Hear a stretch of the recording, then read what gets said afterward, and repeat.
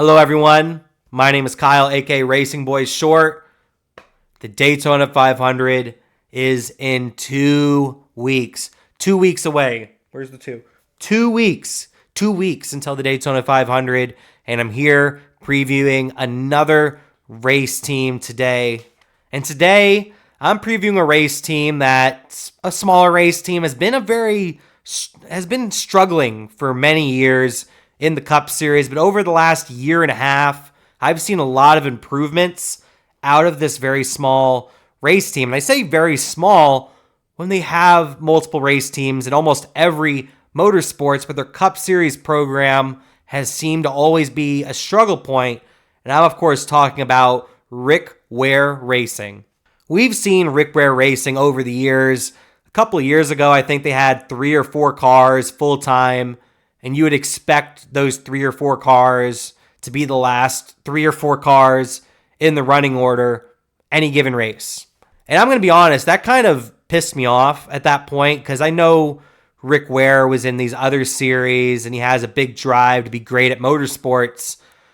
But I was like, why are we putting all this money into 4 cars for 4 cars to run in the back when we could put all our money into 1 or 2 cars and do a lot better? Over the years, they slimmed down the race team to 3, to 2.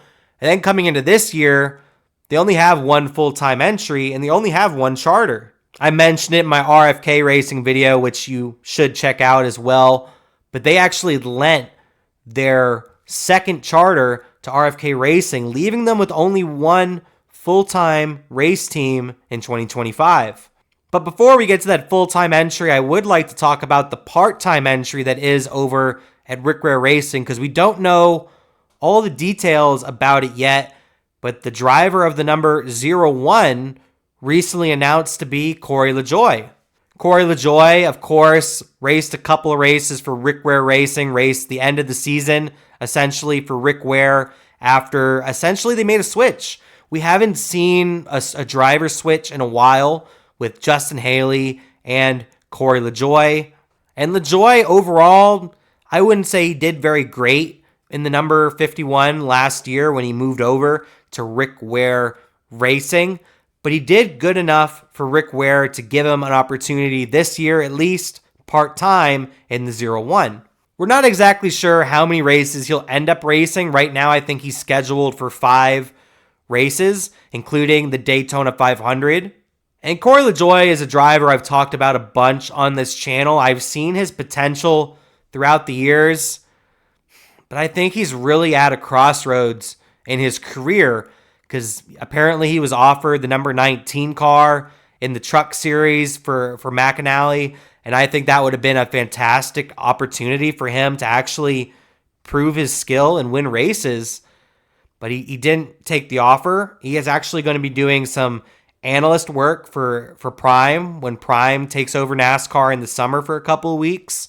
And I think that's great because I think he would be fantastic on TV. But one thing I've struggled when it comes to watching Corey LaJoie is he almost seems a little bit stubborn. He seems like he only wants to race in the Cup Series and he doesn't want to go down to these lower series. I'm not sure why. I feel like it'd be really great for his career to go back to the Truck Series and race full-time and either reclimb the ladder to go back to the Cup Series because I'd say he's an overall popular guy. I think a lot of people have flipped on him, including myself. I used to be a lot bigger of a fan of LaJoie than I am now. I still really like the guy. But overall, he's a very talked-about driver in NASCAR and overall a very popular guy no matter what way you look at it. And I think he's really doing himself a disservice by not going back to the Truck Series and getting into a competitive ride and just kind of having a career reset.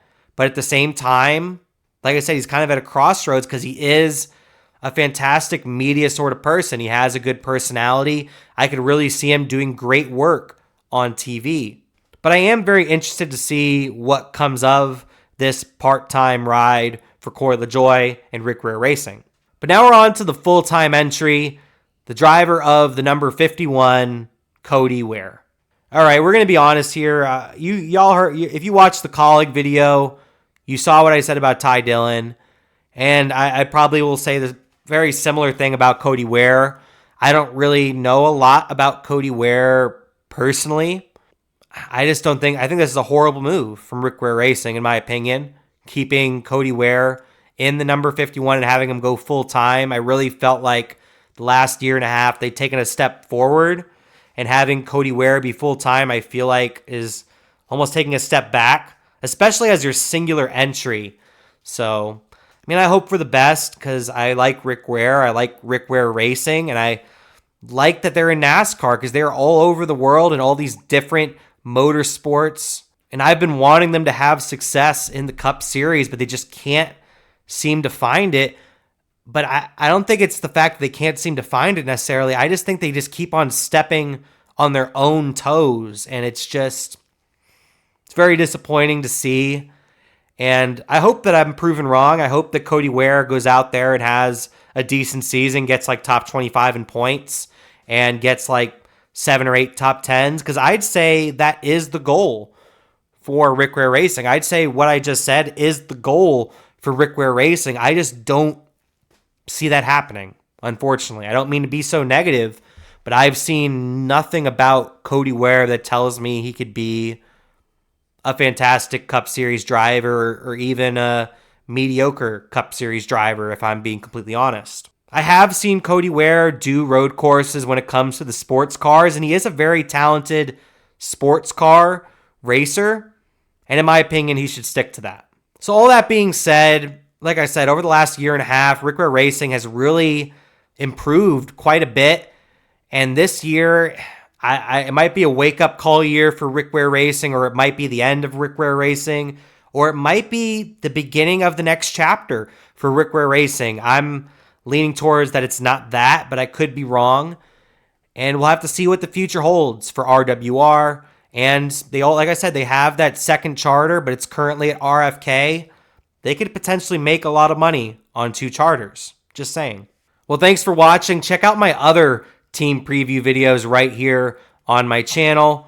Also, check out my live shows. I go live every Monday with the Hit the Pacecar podcast with a couple of my buddies, and we just kind of have some fun talking about different NASCAR topics, try to be as interactive with the chat as we possibly can. Might have to wait in between topics if we're in the middle of a conversation, but it's a lot of fun. We had the first episode last week, and that came out great. And then also on Sunday, every Sunday, we'll have the Car on the Hauler post-race show after the race, starting with Bowman Gray. That will be a lot of fun. And then starting the week of the Daytona 500 on Thursday, right before the duels, I will be going live with Weekly Rundown Live, where I'll be going over a couple of news topics. It'll be a solo mission on that one, and I'll be talking with the chat, prepping, previewing the Daytona 500.